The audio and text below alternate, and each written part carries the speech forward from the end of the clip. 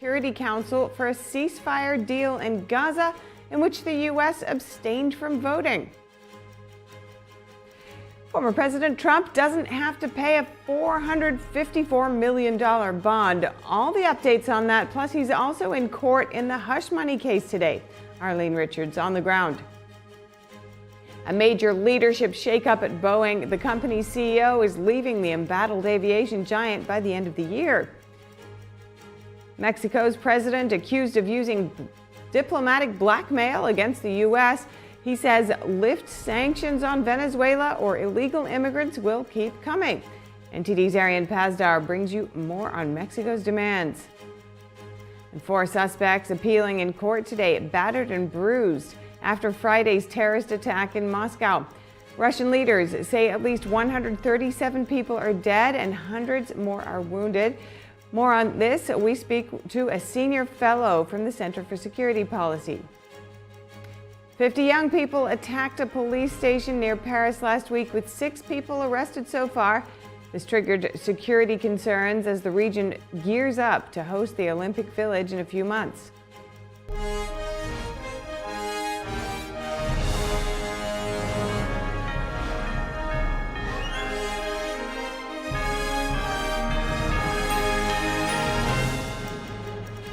Welcome to NTD Newsroom. I'm Stephania Cox. Breaking news today, Israel's Prime Minister Benjamin Netanyahu said in light of the change in the American position, he's canceling a delegation's visit to the U.S.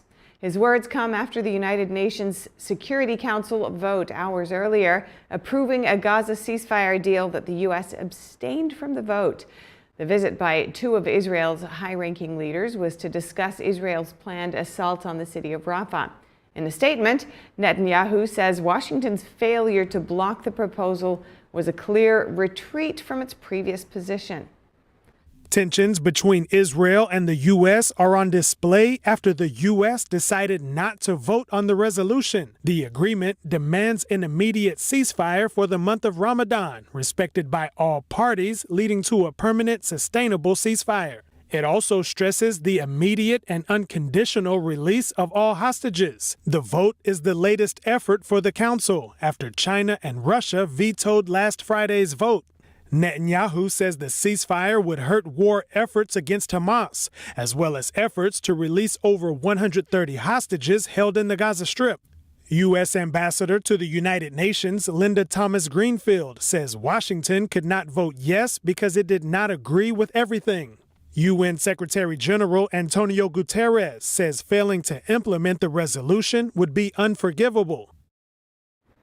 With the ceasefire deal being approved, an elite unit of Israel's defense forces raided one of the largest functioning hospitals in Gaza.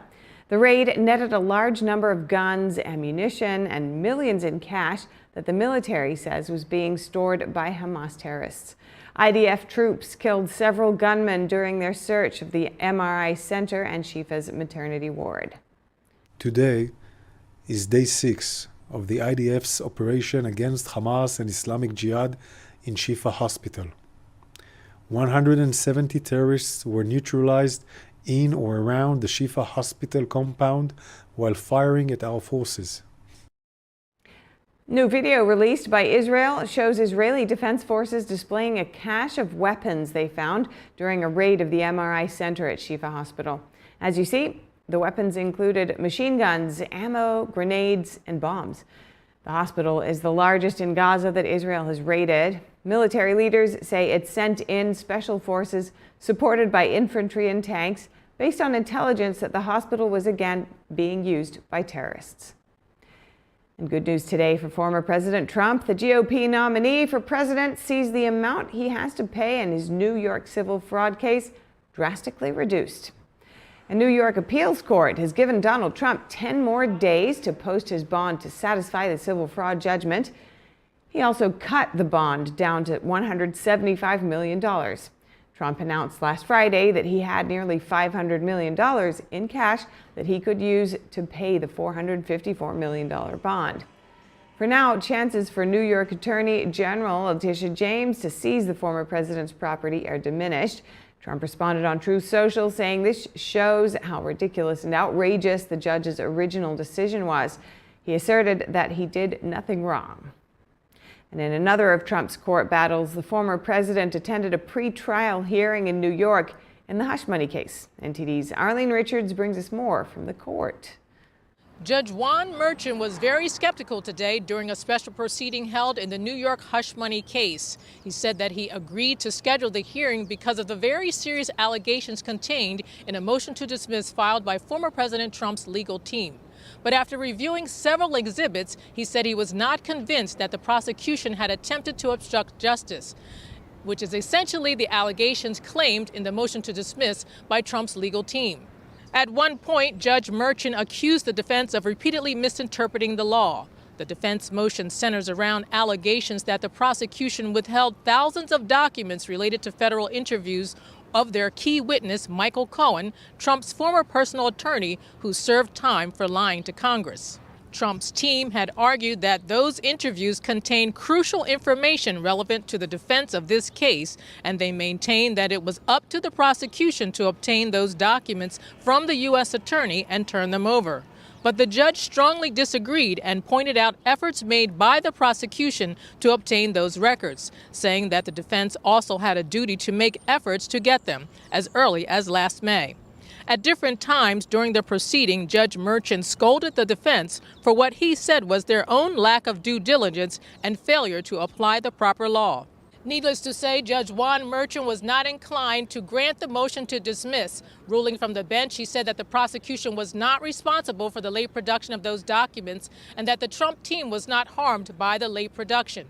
He said that the Trump team has ample time to prepare for the trial and that it will go forward on April 15th with no further delays. Arlene Richards reporting from the criminal courthouse in Manhattan. Back to you. Trump spoke with the press earlier this afternoon, claiming the trials are weaponized because his opponents couldn't win the election. I respect the appellate division for substantially reducing that ridiculous amount of money that was put on by a corrupt judge named Engoron. He ought to be looked at, seriously looked at, especially what he did with valuations. He's the one, he's a fraudulent valuator, where he values Mar-a-Lago at $18 million, and people say it's worth 50 to 100 times that much, the biggest experts in the business. So he ought to be looked at, and James ought to be looked at, because she tried to get him. She's like the puppet master of the judge. And, you know, our state, this state, is losing tremendous prestige. It's losing its companies. It's losing its people. They're fleeing, and violent crime is flourishing. A big shakeup at Boeing. CEO Dave Calhoun said today that he plans to step down by the end of the year. Calhoun was a longtime board member before rising to chairman in late 2019. Boeing's chairman and the head of the commercial airplane unit are also leaving.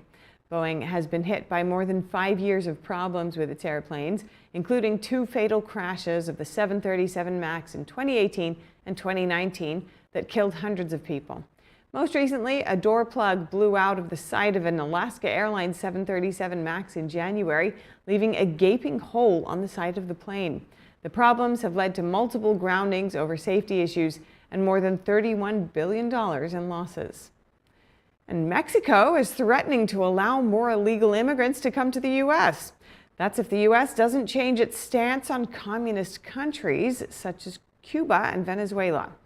Meanwhile, senators in Washington voting against multiple border security amendments over the weekend. NTD's Arian Pazdar has an update on the immigration crisis.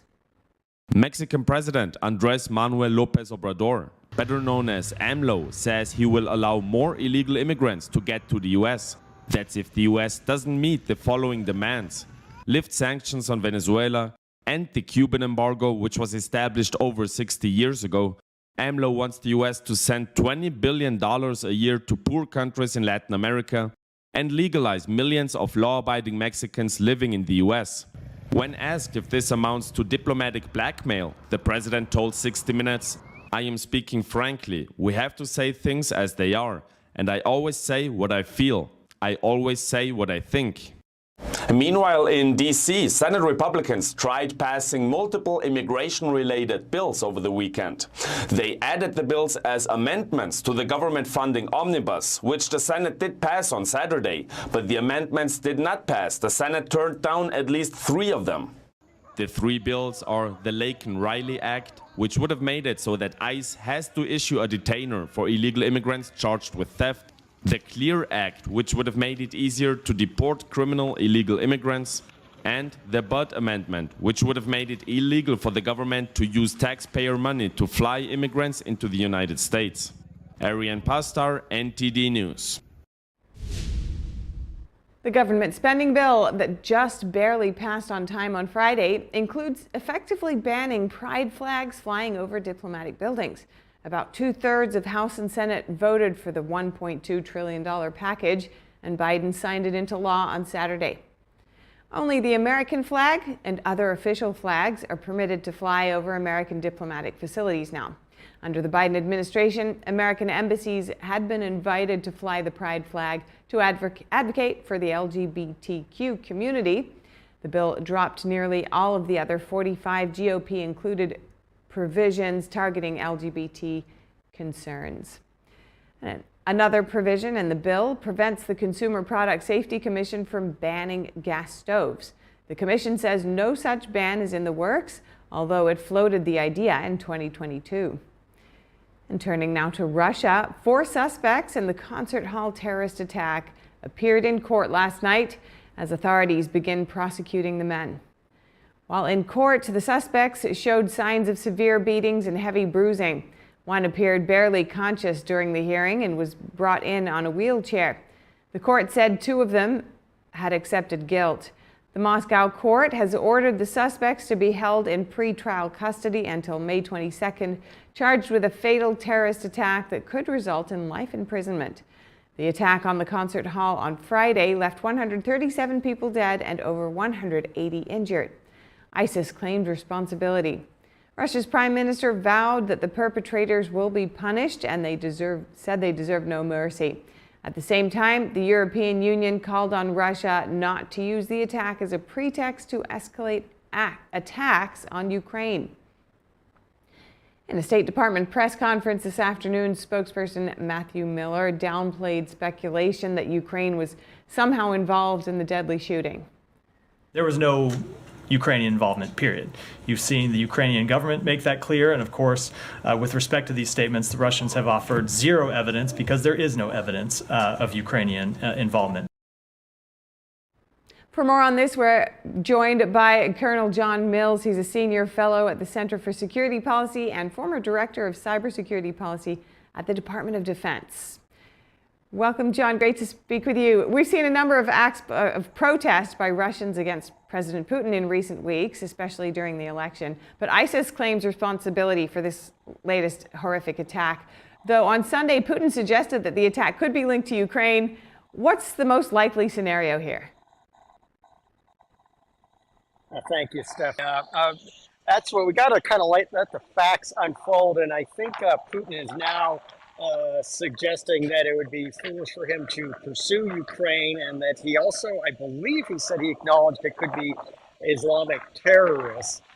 There's so many branches and sequels to this whole episode, and it was quite a brutal attack on the facility just to the northwest of downtown Moscow. It really is looking like it is ISIS or Islamic terrorists, which shows that they have an ability to penetrate the totalitarian state of Russia and move around at will and prepare attacks at will. So it shows a porous Russian border. And also, the U.S. shared intelligence on this, and yet still the attack succeeded. What does that indicate to you? Well, there's some question. Did we actually share intelligence? Having been experienced in matters like this, I think it's very possible we did share. But see, this is where the trustworthiness of officials such as Jake Sullivan, who frankly does not have a high trust or confidence level, even with our friendly partners. So if we were to have actually shared information, when they look at the cast of characters they're dealing with, such as Jake Sullivan, they probably had a low confidence that this wasn't some kind of, and I'm about this, some kind of triple fake out. So we very possibly could have shared, but this shows the low regard they have for officials such as Jake Sullivan. And what are the potential repercussions of this attack? Could it escalate the conflict in Ukraine or elsewhere? Well, it shows that Russia has to protect its homeland directly. They have a porous border. You're even seeing anti-drone devices on top of moored submarines in Murmansk, all the way up in the Arctic Ocean. That's how worried the Russians are about whether it be Ukrainian or terrorist attacks. Their ballistic missile submarines have to be defended all the way up north. So I think this makes Russia shift resources to make sure they secure their own homeland, but it also makes them they're very concerned about what's going on, and they are suspicious of American intentions as well as NATO as well as European Union intentions. And in terms of tracing the origins and confirming exactly the origins of this attack, you know, Telegram was apparently used in coordinating the attack. Is there some way that could be used to really pinpoint what happened here? Well, absolutely. You have to presume any sophisticated nation state, such as Russia, China, America, the Five Eyes partners, any of these, there is no such thing as a trusted message platform. Those nation states have the ability to blow through the security, if not already the agreement of those firms to share their traffic. So that keeps out the ankle biters who want to monitor a conversation. But for the most part, using a trusted platform like any of those, very easily penetrated, if not already shared by the firm themselves with the Right. And just lastly, John, I do have to ask you, where are you right now? I'm right close to the border, Mexico with Arizona, down here visiting family, but ground zero of the invasion is about a mile and a half that way. Right. We'll have to discuss that in some more depth at another time and what you've seen down there. But thank you so much, John Mills. Always great to speak with you. Colonel, thank you. When we come back, 50 young people attacked a police station near Paris last week, with 6 people arrested so far. This triggers security concerns as the region gears up to host the Olympic Village in a few months. The Biden administration is giving away billions of dollars to heavy industries to cut emissions, and China is blocking the use of American computer chips. Find out more after the break.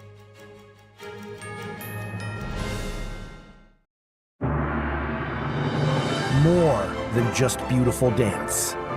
It's a touch of the divine. More than just legends. It's the beautiful culture and wisdom of China before communism. More than just a performance. It's an experience that awakens the soul. Lincoln Center, NJ-PAC, State Theater, Purchase, and Stamford. Starting March 28th. Tickets at shenyun.com. Hi, I'm Susan Lucci. You may know me from my many years on television. I never thought about heart disease until I had my own heart event. I felt this slight pressure on my chest, just slight. I thought, oh, it's nothing, it'll go away. I didn't get it. I did not get it. But a few days later, while shopping at a boutique, that pressure returned, much stronger. It felt like an elephant pressing on my chest. I had a 90% blockage in my main artery and a 75% blockage in the adjacent artery. I was rushed into surgery where I received 2 stents in my arteries. Stents developed through research funded by the American Heart Association. Those stents saved my life. That's why I'm in front of you today, asking you to join me in supporting the American Heart Association by becoming a monthly donor. Call now or go to helpheart.org. For only $19 a month, just 63 cents a day, you can help fund the next medical breakthrough. Get the next person trained in CPR, the next hospital certified in high-quality cardiovascular care. I'm so grateful to the American Heart Association. Their research helped save my life. I can enjoy life with my children, my grandchildren, and my friends. Heart disease is America's #1 killer. And your support now can help save your life or the life of someone you love. Give $19 a month with your credit card, and we'll send you this special t-shirt that you can wear to show that you are helping save lives. Please, listen to your heart. The only reason I'm here today is because I did. So please call the number on your screen or go to helpheart.org now. Join me as a monthly donor today and help save even more lives. Thank you. You know you don't have to wear your PT gear anymore, right? It's comfortable. So how's civilian life treating you? It's fine. When I got out, I didn't want to admit that there was anything wrong because I felt like a failure. And then I realized, like, there's nothing to be ashamed of. So I started talking to someone. Maybe you are fine, but if you're not, it's okay. Thank you. If you or a veteran you know needs support, don't wait. Reach out. Find resources at va.gov/reach.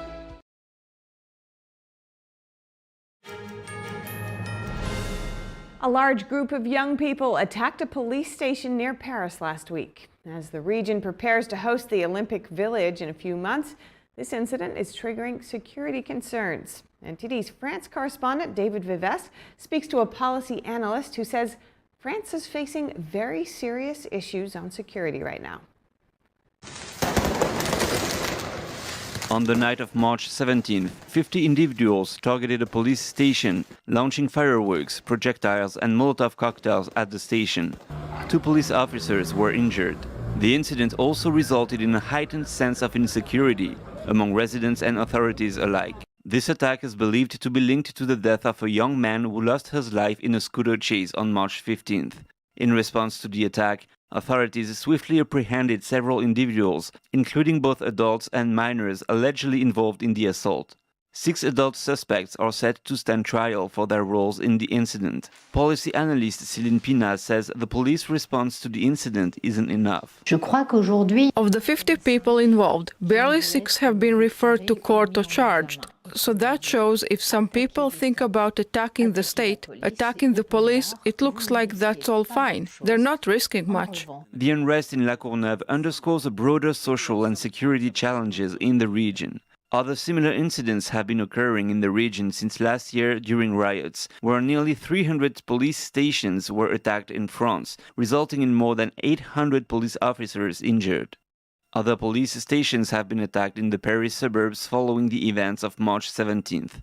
Since last year, little has been done to quell security issues in the country, says Pina. Today, since the last riots, police station attacks are multiplying. They can't keep on being silent about that, and yet we have the feeling that the government is not reacting. The Minister of Interior announced a considerable reinforcement of manpower around the Olympic Village, which will be hosted in the region. David Vives, NTD News, Paris.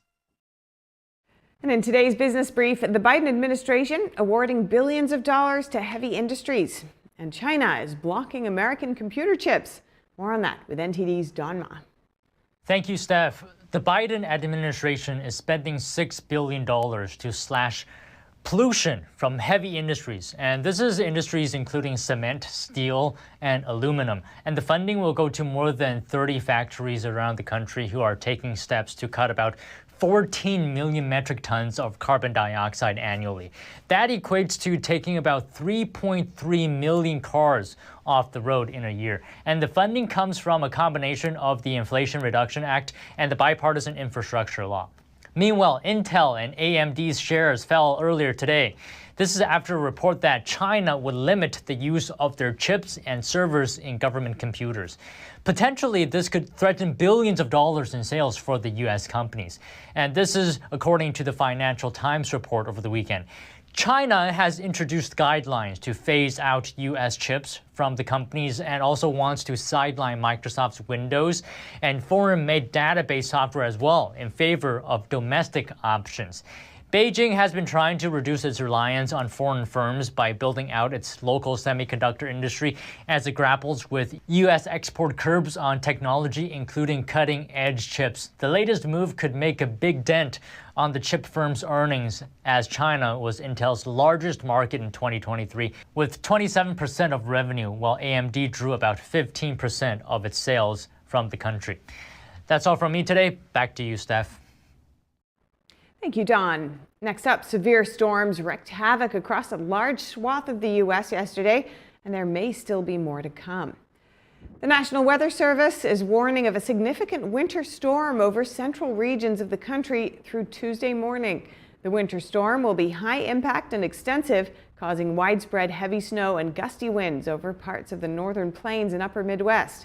That's according to the Weather Prediction Center. Thank you for watching NTD Newsroom. I'm Stephanie Cox. We'll have more stories from the U.S. and around the world. Join Tiffany Meyer for the NTD Evening News at 6 p.m. Eastern, 3 Pacific.